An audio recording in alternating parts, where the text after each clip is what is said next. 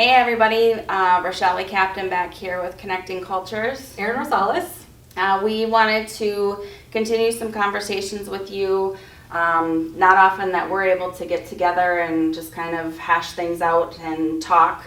Tends to, I think, be interesting. It's a lot of years of experience together, and we just wanted to share some more. Today we are going to be talking a little bit about the Code of Ethics, but not in the way that you're probably expecting.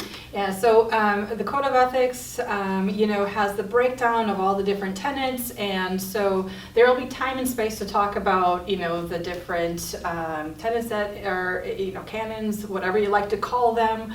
From confidentiality, impartiality, role boundaries, all that good stuff. But what we want to talk about is just kind of the general concept of the Code of Ethics, how it fits into our professional experience and our professional role. Right. So there seems to be a school of thought out there that the Code of Ethics for healthcare interpreters is a baseline, and that once you have gained experience, then you go beyond your baseline and you start taking on new roles and adding, because at that point the critical thinking skills and the experience allows you to then maybe add value, be more helpful. I have a thing with the word helpful. Yeah. But it's kind of a launching point, and we don't think that's different for us, and so we thought it was important to share our different thoughts with you. So when we're thinking about the Code of Ethics, a lot of times as interpreters we get just inundated and immersed in the Code of Ethics during our initial training period and program, and so there can, a takeaway from that might be, well, the Code of Ethics is for me to kind of get my bearings and kind of have a sense of where I should be starting out when I'm practicing as an interpreter, as a professional interpreter. And while there's certainly truth in that, the Code of Ethics doesn't go away. And so one of the things that is important for us to keep in mind is that regardless of if it's our first appointment or our 1,000,000th appointment, right. We use the Code of Ethics to guide every decision, every approach to a situation or scenario, and we make sure that what we're doing is rooted in and fits in that Code of Ethics. Right. So what we're experiencing as far as the Code of Ethics is, that very first appointment, there's going to be a kind of a narrow view just by default of I don't have a whole lot of background or experiences to pull off of and how I'm applying and using the Code of Ethics. But it's important that we keep in mind that no matter how tenured we are, whatever our decisions are, however we're approaching a situation, as we're using the critical thinking processes, that it's always from the frame point of what is expected of us as professionals based on what the Code of Ethics says, based on what the standards of practice says.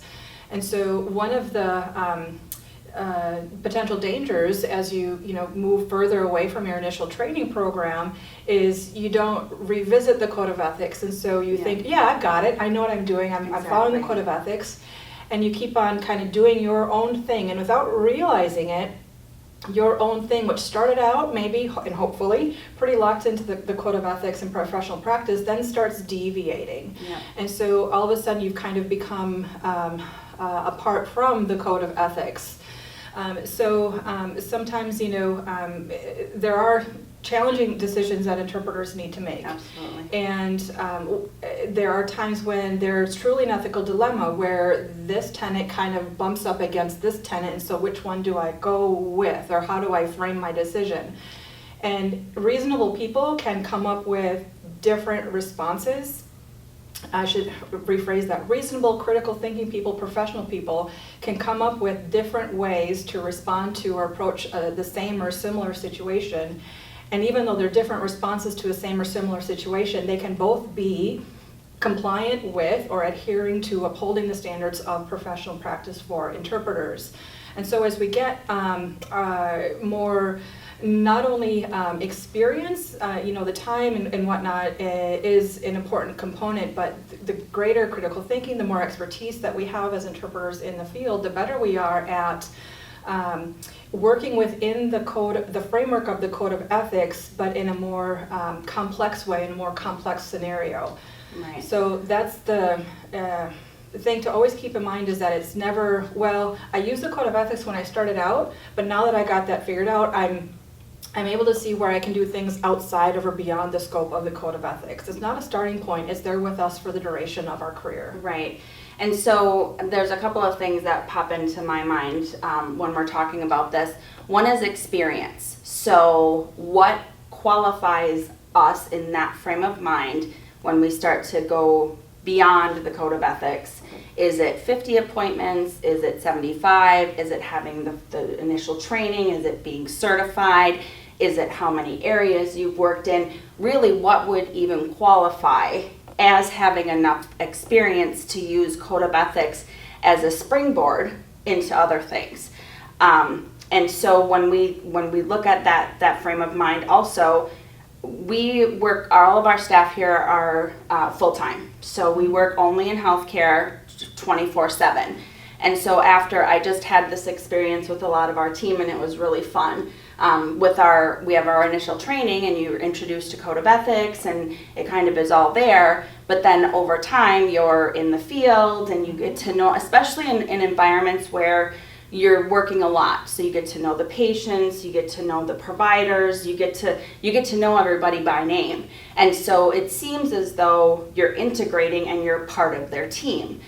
But what happens is when you step outside of your role, you're really damaging our reputation in healthcare, because you don't see registrars or people who register you taking blood pressure. You don't see physicians coming out to do a follow-up appointment. You don't see nurses diagnosing. You don't see administrators coming and greeting. Everything in healthcare has a role. And we've talked about our business experience, like the business model, right? There's legalities, there's liabilities, there's all sorts of reasons to really, as an interpreter, use those code of ethics and standards of practice as your guidelines, as your boundary when you're working. And really your scope of practice. So if it's important that we take a look at the code of ethics in its whole. And like I said, we're not getting into the nitty-gritties of what each thing says for this particular talk. But when we are applying the code of ethics, we need to look at it as the whole scope. Mm-hmm. And so we can take a look at a scenario and think, okay, this is where conveying cultural frameworks, if we're thinking about, that terminology, is something that it applies in this scenario. Or this is where impartiality might apply in another situation. So we're really thinking about looking at the whole scope of all of them intertwining together. Mm-hmm. And the other thing that I think happens over time and kind of starts to have scope creep, if you will, and outside of the code of ethics, is that you get connected to people. And so I think that's where the kind of the discussions we've been having about provider versus patient and who the customer is, right? We see patients as people who need more help. We want to guide them. We want to make sure that everything's okay. And so ultimately, I think it's very easy to fall into the mindset or the feeling of, okay, I need to take care of this person because they need my help, because linguistically, they really do. However, when you start to do things for other people, you're really taking away their right, and it is a right, to be an adult. Because if we weren't in the room and everybody spoke the language, all of this help would happen. You have organizations that are designed to give rides, that are designed to offer services, that are designed to provide all sorts of resources that our community has. And so by looking at the code of ethics as that launching point and at that kind of baseline and going beyond that, you're taking away a physician's right and responsibility to offer those resources. So when we follow the code of ethics and we do our job, all of that comes out. And as Erin said, I could go on and on in the tenets of all the different ways that we do that. But within the code of ethics, those are our professional boundaries. When we look at ourselves as a professional in the healthcare system, and I'm sure in others as well that have those boundaries, that's our space, and that's where we add value. That's where healthcare organizations start to think, oh my goodness, like this is a service and a resource that really helps me. But when there's scope creep and we start to go outside of that definition and those boundaries, that's when things get muddy. And that's when it starts to be difficult to really define. Even the previous video that we did talking about, the business argument and stuff, when you muddy the waters of your role as a healthcare interpreter, now you're making it real difficult for people to be like, okay, healthcare interpreters do this, they help in this way. And so I think it's a really dangerous space to get into. So really on that dangerous space too, we have that responsibility in thinking not only about who are the people who are infected in this immediate encounter and the decisions that I'm making as the interpreter, but what am I telling people about what to expect from any professional interpreter? Right. So if I am scope creeping, if I'm doing something that really is more appropriate for a social worker or a chaplain or a nurse or somebody else to be doing, I'm probably the only one in the room who knows that. Right.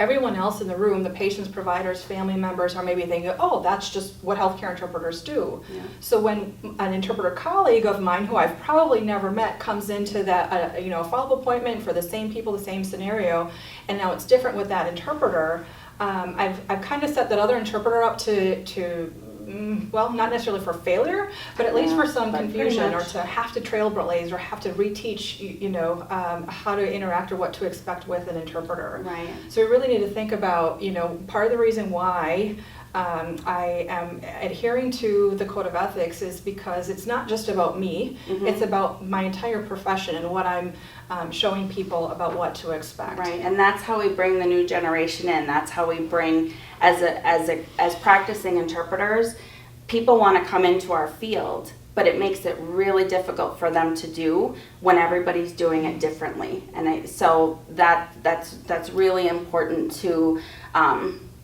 pay attention to. And then finally, one of the things that caught me when we started talking about this topic, as it being kind of a springboard and a baseline, is there's been so much work that the pioneers of this industry have put into place to create the code of ethics, the time, the hours, all volunteer, but the work that's been done to then say, well, maybe it's something else. We can kind of continue on a different way, or it's just a thought to start things rolling, I think really is just almost disrespectful in some regard, because it has been so developed for professionals to define the healthcare interpreter as a professional. So I think it's really important as well as we move forward in our profession and as time goes on and decades pass, that we pay attention to what has been, and we pay attention to the work and the energy and the effort and the resources and the blood, sweat, and tears that have gone on and has been put into this over so much time.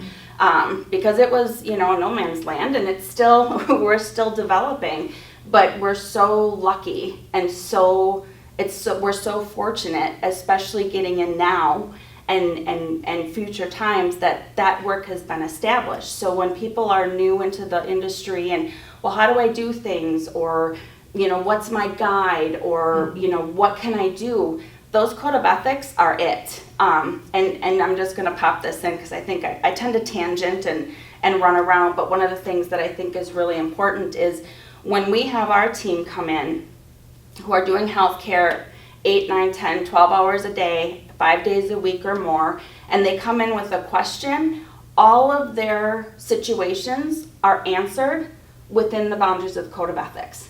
Everything can be answered, and it makes their job so much easier when that's the guide, because it seems, again, you're introduced and you start to point out like, oh, well, that's this area or that's this area, and if, here's why it works this way. It really, really makes the job so much easier. It helps us to avoid burnout and to take care of ourselves so that we can go home to our families, and it really helps in those we have our everyday encounters that are, oh, okay, it's a physical, or, rehab or something like that. And not that it's lessened, but healthcare is birth to death and everything in between.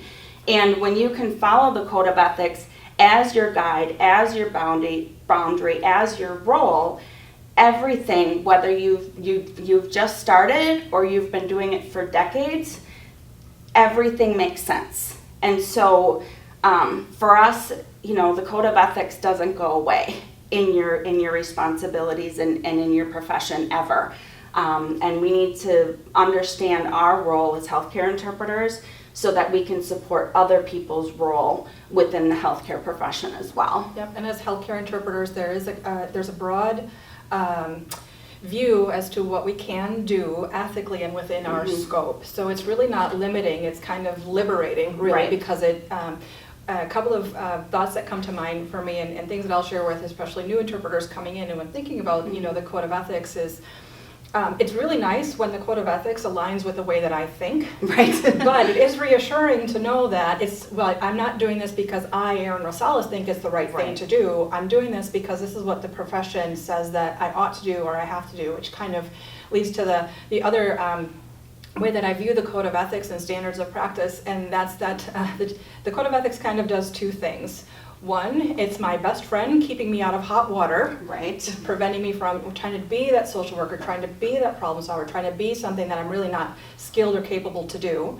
But it's also my mother looking over my shoulder, making sure I'm doing a good job. Right. So I'm not slacking off, or I'm not kind of cutting corners, and I'm like, I was close enough to accurate, so it does that both and for us. And that's true from day one, and day 800, 900, 200, I don't know math, a really big number day of working within the profession. Right.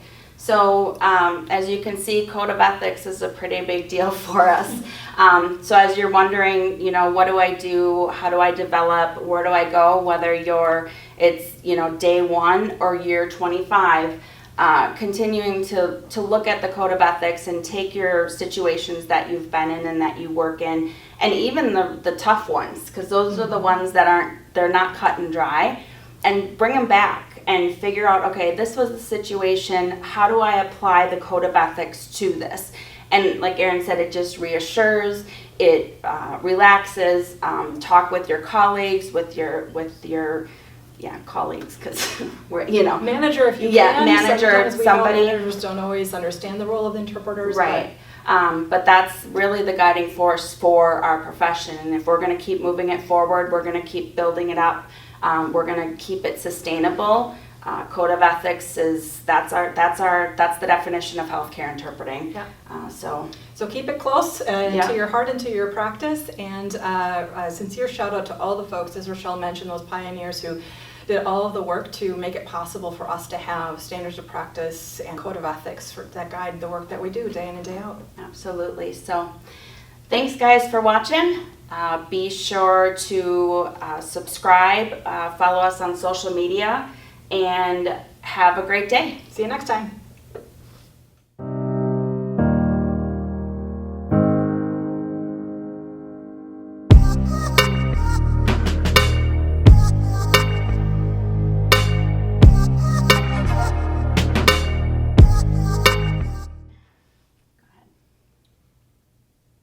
Hey guys, it's Rochelle. Hold on. She was making faces. Eddie was making faces. You go. No, you go. All right.